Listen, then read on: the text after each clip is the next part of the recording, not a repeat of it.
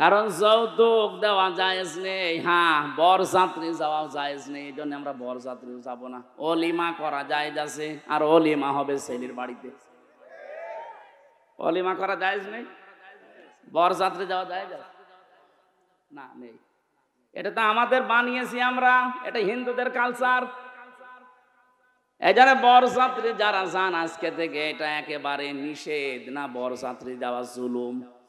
18 বছর, 20 বছর, 25 বছর এত কষ্ট করে একটা মেয়েকে লালন পালন করে খাওয়া দাওয়া লেখাপড়া করে আপনাকে দিচ্ছে, এই তো অনেক কিছু। কারণ এই মেয়েটা জীবনে কোনো দিন আর ওই বাবা মার কিছুই করবে না, যা করবে আপনার ওই ছেলের। কথা বলেন না কেন? আপনার ছেলের সন্তান সে পেটে নেবে, লালন পালন করা থেকে খেদমত সারা জীবন আপনার বাড়ি তার কাটবে। কোনোদিন এই মা বাবার 1 পয়সার উপকার ওই মেয়েটার দ্বারা হবে না। এই জন্য মেয়ে দিয়েছে তাই তো কত নয়, আবার যৌতুক নেবেন মানে। এই জন্য মেয়ের বাবা যদি রাজি না থাকে, কেউ যদি জোর করে একটা পানও খায়, তাও যৌতুক হবে। কথা বুঝতেছেন? মনে করছেন পান আর 2 টাকা দাম, না আপনি নেবেন কেন? ও যদি শখ করে আশা করে কিছু নবীজির মতো দিয়ে দেয়, অসুবিধা নেই। কিন্তু আপনি চেয়ে জোর করে কিছু নিতে পারবেন না, এটা কিন্তু জুলুম হয়ে যাবে। আজকে থেকে এই মাসলাটা একটু মানা যায় না ছেলের বাবারা, যে আজকে আর যৌতুক যাও মানে বরযাত্রী তো যাব না, এখন থেকে যদি করি আমি অলিমা করব। আমি জানি আপনারা মানবেন না, কারণ এইটাই অনেক ছেলের বাপের লস হয়ে যাবে। আমি বারবার কেন বলছি জানেন? আমার ছেলে নেই, খালি 3টা মেয়ে, আমার বাঁচা লাগবে না। যদিও আমার শ্বশুরকেও আমি অত ঝামেলা করি নাই, 7-8 জন গিয়েছিলাম মাত্র। সেই সময় তো আর এত জানতাম না, এখন দেখছি না অলিমা করা লাগবে, বরযাত্রীর সিস্টেম বাদ। যেহেতু আমরা বরযাত্রী যাচ্ছি না, যৌতুক দিচ্ছি না, সুতরাং আপনারা 1 ইঞ্চি জমি যদি জোর করেন, অন্য কিছু তুলে ফেলা হবে। এই জায়গায় কোনো ছাড় নেই, কারণ এই দেশটা আমাদের কাছে মায়ের চাইতেও দামি। কথা বলেন না কেন? আমি ইঙ্গিত দিলাম, আশা করছি আপনি বুঝেছেন। এরপরও যদি না বোঝার ভান করেন, এদিকে আসেন, কানের নিচে 2টা দিয়ে তারপরে বুঝাচ্ছে। وَمَن يَبْتَغِ غَيْرَ الْإِسْلَامِ دِينًا فَلَن يُقْبَلَ مِنْهُ وَهُوَ فِي الْآخِرَةِ مِنَ الْخَاسِرِينَ। সূরা আলে ইমরানের 85 নম্বর আয়াতে আল্লাহ জানিয়েছেন যে যারা ইসলাম বাদ দিয়ে দুনিয়ার অন্য কোনো দিন দিয়ে আমি আল্লাহকে রাজি করতে চাই, ফালাই ইউকবাল মিন, মজারের আগে লান এসেছে, গ্যারান্টি দিচ্ছেন আল্লাহ এখনো হচ্ছে না, ভবিষ্যতেও হবে না। ওর জীবনের কোনো কিছু আল্লাহর দরবারে কবুল হচ্ছে না, হবে না। বলেন নাউজুবিল্লাহ। এই আয়াত অনুযায়ী বাংলায় কত মানুষ এখন ক্ষতিগ্রস্ত বলেন? আখিরাতে তো ধরা খাবেই, দুনিয়াও তার ক্ষতিগ্রস্ত। এই জন্য আমি আপনাকে বাঁচাতে চাই, ইসলাম বাদ দিয়ে যদি বিয়ে করেন, ওটা বিয়ে নয়। কথা বলেন না কেন? ইসলাম বাদ দিয়ে যদি বিয়ে করে, ওটা বিয়ে। ইসলাম বাদ দিয়ে যদি কেউ টয়লেটে যায়, ওই টয়লেটও হবে না। আপনি মনে করছেন টয়লেট করা আর কি না, এটা ইবাদত। আপনি বাম পা দিয়ে প্রবেশ করে ডান পা দিয়ে বের হবেন, 2টা দোয়া পড়ে যদি 8-10 মিনিট সময় কাটান, 8-10 মিনিট মনে করবেন আল্লাহর ইবাদত করলাম। টয়লেট 8-10 মিনিটে যদি ইবাদত হয়, 24 ঘন্টা কিভাবে চালাবেন, ওটা যদি আল্লাহর বিধান রাসূলের তরিকায় হয়, পুরাটাই হবে ইবাদত। কথা বলে না কেন? আমাদের আজ এইটা ঠিক আছে, ব্যবসা বাণিজ্য, খাওয়া দাওয়া, লেনদেন, এগুলো আমরা অনেকেই দিন মনে করছি, কিন্তু পরিবার চালাতে হবে, সমাজ চালাতে হবে, রাষ্ট্র চালাতে হবে, রাজনীতি করতে হবে, এইটাকে দুনিয়ার কাজ মনে করে ছেড়ে দেই। এইটাও যে দিন অনেকে জানেও না, বুঝতেও চায় না। সুতরাং আপনার ব্যবসা যদি আল্লাহর হুকুমে হয়, নামাজ যদি আল্লাহর হুকুমে হয়, পররাষ্ট্র নীতি এখন যেগুলো কোরআনে আছে, সূরা মাইদার 51 নম্বর আয়াতটা পররাষ্ট্র নীতির আয়াত।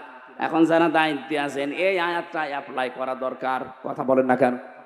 যারা আজ আমাদের বিপদে ফেলার চেষ্টায় আছে, তারাই বিপদে পড়বে যদি এই আয়াতটা একটু শক্ত করে ধরা যায়। সূরা মায়েদার 51 নম্বর আয়াত। কারণ ওরা তামাম বর্ডার গুলোর দিকে তাকান, আমাদের এই প্রতিবেশীরা পাকিস্তানের বর্ডারে মায়ের খায়, চীনের বর্ডারে মায়ের খায়, নেপালের বর্ডারেও মায়ের খায়, মায়ানমারেও মায়ের খাচ্ছে, শুধু আমাদের মারে। আমাদের মারে কেন? পাকিস্তানকে মারতে পারে না, চীনকে মারতে পারে না, আমাদের মারবে কোন কারণে?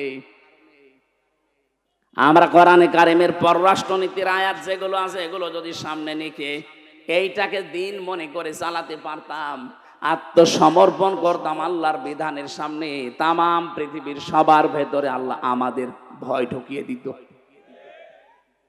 পৃথিবীতে সবচাইতে বেশি মরণকে ভয় পায় মুশরিকরা। সূরা বাকারার ভেতরে আল্লাহ জানিয়েছেন, ওয়ালা তাজিদান্নাহুম আহরাসান নাসি আলা হায়াতি ওয়া মিনাল্লাযিনা আশরাকু ইলা আখিরি আয়াত। হে নবী, অবশ্যই আপনি দেখতে পাবেন মুশরিক যারা, তারা হায়াতের প্রতি, জীবনের প্রতি সবচাইতে বেশি লোভনীয়। এইজন্য ওদেরকে আপনি যদি মরণের ভয়ে ফেলতে পারেন, ওরা এমনিতেই নত হয়ে যাবে।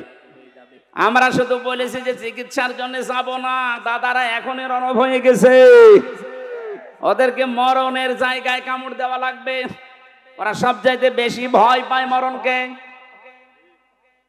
বাংলার মুসলমানেরা যারা দায়িত্বে আছেন তাদেরকে বলছি, এই মুহূর্তে আমাদের দেশকে যদি সুরক্ষিত রাখতে হয়, বহির্বিশ্ব এবং আন্তর্জাতিক যে চক্রান্ত, এটার সবচাইতে বড় গুটি জ্বালতেছে এই প্রতিবেশীরা।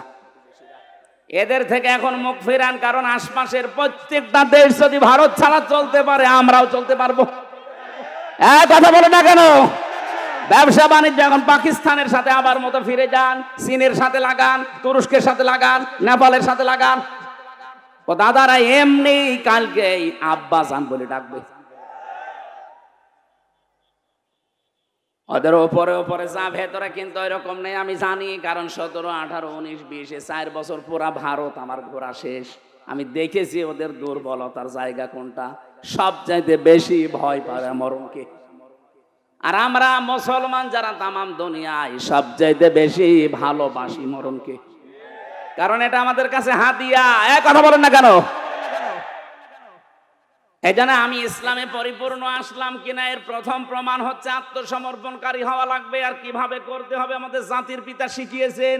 2 নাম্বার আমার ইখলাস লাগবে, 3 নাম্বার আমার আকীদা শুদ্ধ হওয়া লাগবে, 4 নাম্বার আমার চরিত্র উন্নত হওয়া লাগবে, 5 নাম্বার আমার লেনদেন স্বচ্ছ থাকা লাগবে। এখন এক একটা শব্দের ভেতরে লক্ষ লক্ষ কথা লুকিয়ে আছে। যত টান দেবেন গবেষণা করে তত বের হবে। আমার এই মোবাইলে প্রায় 5000 তথ্য দেওয়া আছে আয়াতের উপরে। এখন যেহেতু মাগরিবের নামাজ সামনে, আর আমার সে এশার পরে আলোচনা আছে সে গাজীপুর, কাপাসিয়া, অনেক দূরে। আমি এই জন্য সময় আর দিচ্ছি না। আমার গাড়িতে আমার জেলখানার লেখা কিছু বই আছে, শিক্ষিত মানুষেরা যাওয়ার সময় নিয়ে যাবেন। অনেকগুলো তথ্য ওখানে দিয়েছি। মা বোন যারা এসেছেন আপনাদের জন্য আলাদা করে কিছু বলতে পারলাম না। আগামীতে আসলে মাহফিল রাতে নেবেন। কোন জায়গায় এই যে একজন আজকে 30 সাল থেকে এসেছিল, কারা যেন, ওনাদের এই মাহফিলটা আমি রাতের বেলা দেখি চেষ্টা করব। একটা মাহফিলই হবে একদিন, খালি রাতের বেলা। পুরা জেলা মিলে যদি 2টা দেওয়া যায়, এই মাথায় একটা ওই মাথায় একটা, পুরা জেলা কভার হয়ে যাবে ইনশাল্লাহ। আগামীতে আসবো, কথা দিচ্ছি। আবার আজকের মতো আমার শরীর এবং সময়ের দিকে খেয়াল করে শেষ করলাম। ওই গাড়ি থেকে যাওয়ার সময় একটু নিয়ে যেন। আল্লাহুম্মা আমিন। লা ইলাহা ইল্লা আনতা সুবহানাকা ইন্নী কুনতু মিনাজ জালিমিন। আল্লাহ তাআলা যেভাবে আরম্ভ করেছিলাম, ঘন্টার পরে ঘন্টা সময় লাগতো। মাগরিবের নামাজ আমাদের সামনে, আমার শরীর এবং কণ্ঠের দিকে